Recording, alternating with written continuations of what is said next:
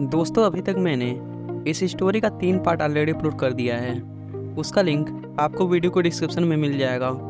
अगर आप चाहें तो विजिट कर सकते हैं। आज हम अम्बुपाख्यान का 4th पार्ट कवर करने वाले हैं। इसके पिछले पार्ट में मैंने भीष्म और परशुराम के बीच हुए पहले दिन की युद्ध का वर्णन किया था। अब आगे की स्टोरी हम इस वीडियो में कवर करने वाले हैं। भीष्म कहते हैं, जब पहले दिन का युद्ध समाप्त हो गया, फिर मेरे साथी ने घोड़ों और मेरे शरीर में चुभे हुए बाणों को निकाला। घोड़ों को टहलाया गया और लोटपोट कर लेने पर नहलाया गया, फिर उन्हें पानी पिलाया गया। इस प्रकार जब वे स्वस्थ और शांत हुए, तब प्रातःकाल सूर्योदय होने पर पुनः युद्ध आरंभ हुआ। सबसे पहले मैंने अपने गुरु परशुराम को प्रणाम किया और उसके पश्चात उन पर बाणों की भारी वर्षा की। फिर उन्होंने भी मुझ पर बहुत बाण बरसाए। फिर मैंने भी बल नामक बाण चलाकर हवा में ही उनके बाणों को काट दिया। फिर परशुराम जी ने मेरे ऊपर दिव्यास्त्रों का प्रयोग करना आरंभ किया, परंतु मैंने भी अपने दिव्यास्त्रों से उनके दिव्यास्त्रों को विफल कर दिया। फिर मैंने मंत्र से अभिमंत्रित करके आग्नेयास्त्र का प्रयोग किया, परंतु परशुराम जी ने वरुणास्त्र से उसका निवारण कर दिया। इस प्रकार मैंने उनके ऊपर बहुत से दिव्यास्त्रों का प्रयोग किया, परंतु परशुराम जी उन सभी अस्त्रों का निवारण कर देते थे। उस समय क्रोध में भरे परशुराम जी ने मेरे वक्षस्थलों स्थलों को बीन डाला। उससे घायल होकर मैं रथ पर बैठ गया। उस समय मुझे मूर्छित अवस्था में देखकर मेरा सारथी शीघ्र ही मेरा रथ वहाँ से हटा ले गया। परशुराम जी के बाणों से पीड़ित होने के कारण मुझे अत्यंत व्याकुलता हो रही थी। मैं अत्यंत घायल और अचेत होकर रणभूमि से दूर हट गया। मुझे इस अवस्था में देखकर परशुराम जी, आकृत वन और काशीराज की कन्या अम्बा अत्यंत प्रसन्न होकर कोलाहल करने लगे। कुछ देर बाद मुझे होश आ गया और मैंने अपने साथी से कहा, जहाँ परशुराम जी हैं मुझे वहाँ ले चलो। मेरी पीड़ा दूर हो गई है और मैं युद्ध के लिए सुसज्जित हूँ। तब सारथी ने मुझे परशुराम जी के निकट पहुँचा दिया।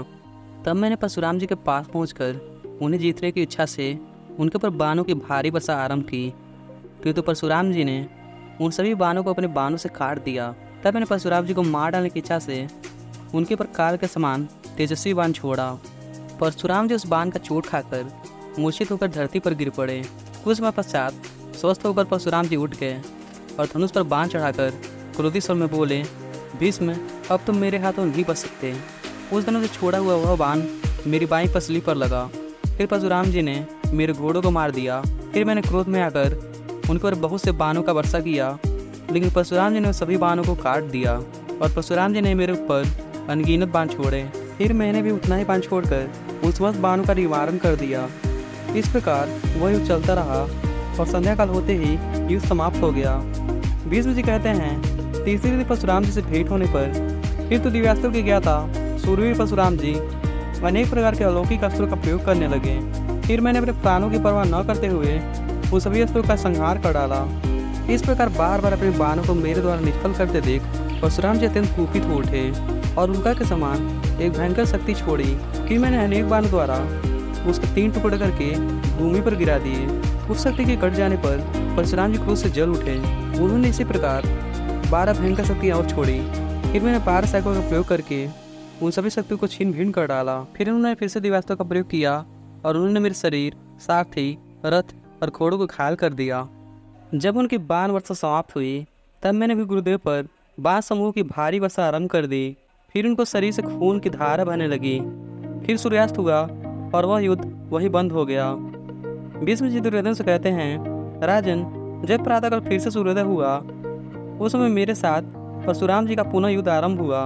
परशुराम जी मेरे ऊपर बाण समूह की भारी वर्षा करने लगे। उस समय मेरा प्रिय सारथी बाण वर्षा से पीड़ित होकर रथ से नीचे गिर गया और अचेत हो गया। उस समय मेरे मन में बड़ा भय समा गया।